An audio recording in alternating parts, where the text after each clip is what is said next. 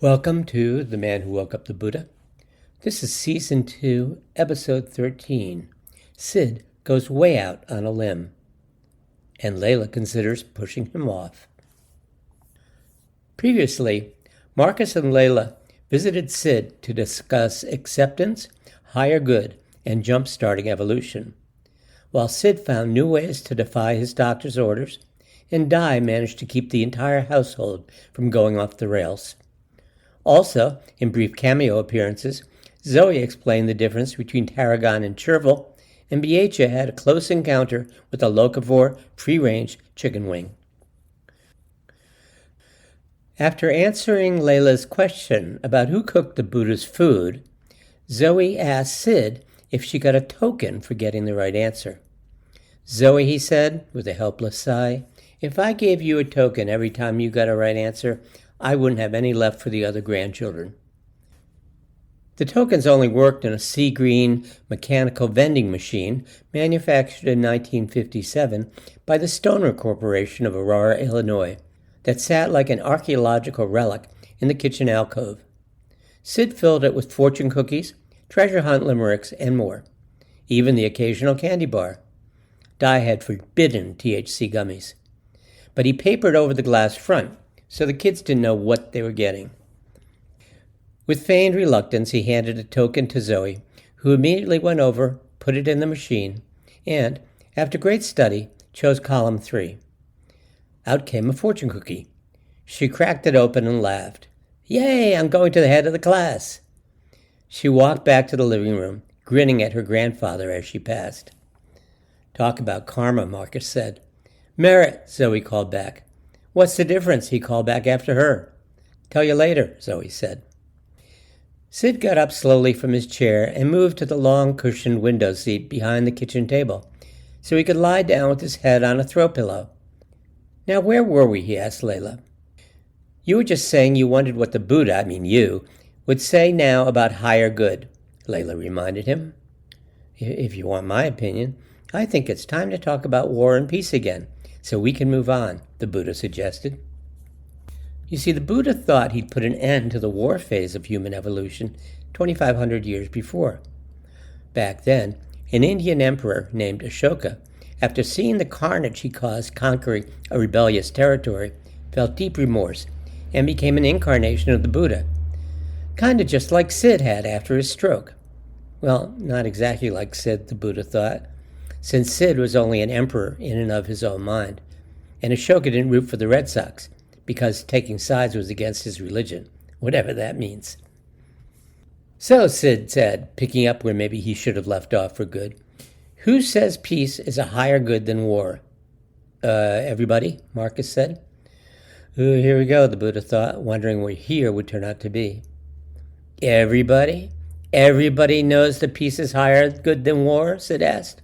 It was a challenge.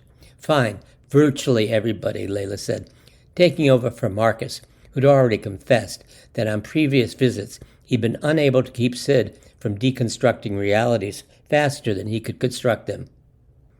"Because," she insisted, "virtually everyone knows that, for example, the Dalai Lama, who neither surrendered or attacked the Chinese after they drove his people out of Tibet, represents a higher good a lot more than a guy who had millions of innocent people slaughtered." Most impressively, the Buddha thought, the Dalai Lama didn't give an inch in the process. "And the Dalai Lama didn't give an inch in the process," Leila said. I must be talking too loudly, the Buddha realized. "It always comes back to that pitiful little dictator," Sid said about Hitler, shaking his head. "Hitler? Pitiful little dictator?" Leila asked. "Come on, Sid." "Hey, guy had a job to do, just kind of overdid it. One in a long line who gave it a shot, thinking they could take war to the max to end it once and for all." "Talk about overdoing it," the Buddha said, shaking his head and thinking, with a very wry smile, "Sid is clearly driving a rather fast vehicle and could easily lose control." Just then, Zoey called out from the other room. "Merit's all about the good things you do in this life, and karma's how it all adds up over multiple lives." "Good job, Zoey," Di called out. "Can you come put out the silverware?" "I'll do it," Marcus, glad to have an excuse to get out of the line of fire. "We don't need knives," Di added. as he started to rummage around the silverware drawer. Sid slid partway off the window seat and leaned over the table to put a cracker in the dip, but he ended up almost doing a header against the table, and with more dip on his fingers than the cracker. He licked off what he could and wiped the rest on his bathrobe, looking up guiltily at Di, who fortunately was looking the other way.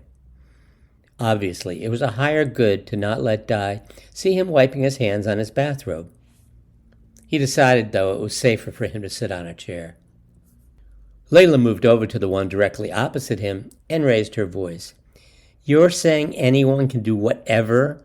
No higher, no lower, just accept it all? Oh, Sid, you are way out on your effing Bodhi tree limb." The Buddha smiled. Fortunately, 2,000-year-old Bodhi tree limbs are thick enough to hold him. Marcus could feel it coming. Leila rarely got angry, but when she did... He paused, counting out forks. "I think we do need knives," Di said, looking at the top of the stove and realizing some people might not like picking up asparagus with their fingers. Sid paused. "Yes. Acceptance. No exceptions." Yes, with the exception that acceptance always goes both ways, the Buddha thought. Actually, it goes always. "Acceptance goes both ways," Leila said. "In fact, it goes all ways." Ooh, I guess I am talking too loudly, the Buddha thought. And Leila continued, "It sure doesn't sound like you accept people who don't agree with you." "I'm just saying," Sid began. "Don't try to wiggle your way out of this one, Sid," Leila said. She stood up and put her hands on the table, as a whole slew of arguments fought for space at the tip of her tongue, before settling on. "Then I've got a kid you should meet," she said, as if she were about to drag Sid across the room to meet him. "Should? You going to play the social work card, Leila?" Sid asked with an edge that made him wonder whether he'd been possessed by some champion debater, or maybe Perry Mason. Her jaw dropped, and her head shook like she'd been slapped. But that didn't stop Sid. "You're saying it'd be a higher good for me to meet him?" Well, I guess this is a good lesson in how wars start, the Buddha reflected. "Well, Sid," Leila said calmly, "it sure seems you think your holier-than-thou acceptance makes you higher or holier than the rest of us." No turning back now, the Buddha shrugged armlessly. "Here in the dining room," Marcus asked, pretending he wasn't listening. Di just pointed at the kitchen table, adding, "And maybe bring out the plastic plates." Her attempt at humor was cautious. Di knew that if anyone could put Sid in his place, it was Leila. But one time she didn't talk to Sid for months because he'd gone 2 classic Sid steps too far when talking about Marcus's and her daughter, Samantha. This time, they might not have months to make up. Marcus started walking towards the table with the knives and forks, tiptoeing in spirit.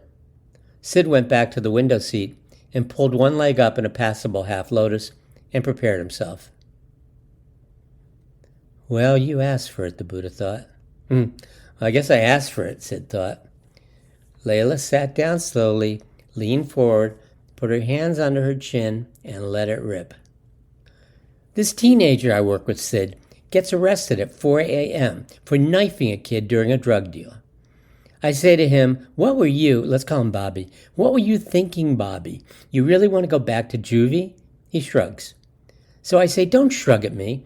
Why the hell did you knife that kid? Did he try to run away without paying you for some pot or something? And Bobby looks at me like he doesn't know what I'm talking about and says, what pot? And I say, the pot you probably knifed him for not paying you for. He looks at me again like, he kind of likes me. We joke around when he's not being a total asshole. So he's kind of sorry for how clueless I am. We didn't have any pot, he says. So what did you knife him for? I ask him again. Because he didn't give us the money, Bobby says, like it's obvious. It takes me a few seconds to understand where he's going.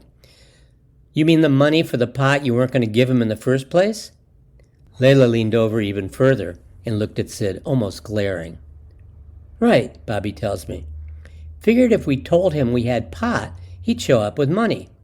He did, but dude refused to give it to us. Bobby's telling me this like he can't believe I don't get it. Talking to me, real polite the whole time. Seeing Sid start to say something, she held up her hand. First, Let me put this in perspective. I got another kid who was homeless when he was 16. A year later, he's working 2 jobs and going to school every day. By any chance, do you think he's maybe a tad higher? Maybe getting a tad less karma than my young friend Bobby?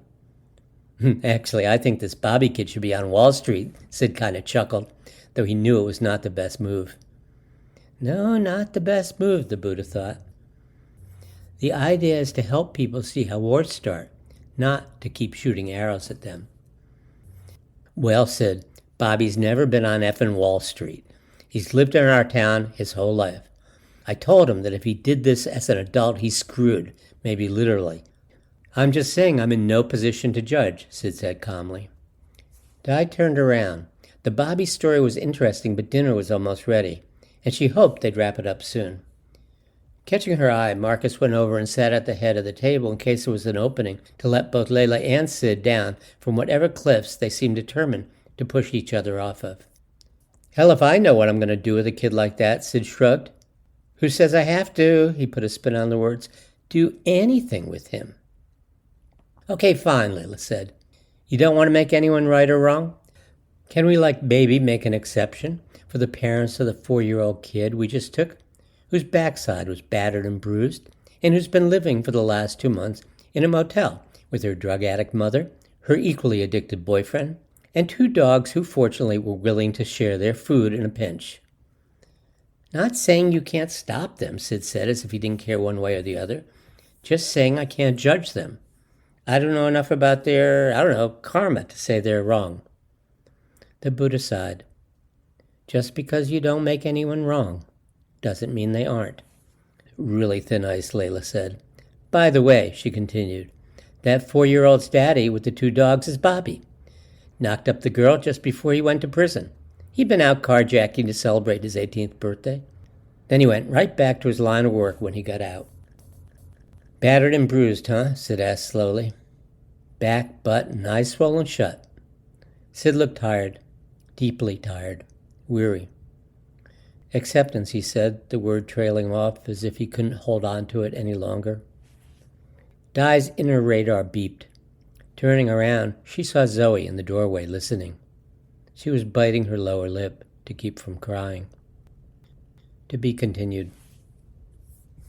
By the way, the answer to who fed the Buddha was Sujata, who, Zoey added, also became the Buddha's first layperson disciple. And then I mentioned vehicles above. Vehicles in Buddhism are different paths to enlightenment, although some Buddhists say there are 3 and others 9. The Buddha can't keep them straight. It's all one to him. Thanks for listening to The Man Who Woke Up the Buddha. To comment or share with friends or on social media, or to pay for your subscription, go to davidblistine.substack.com.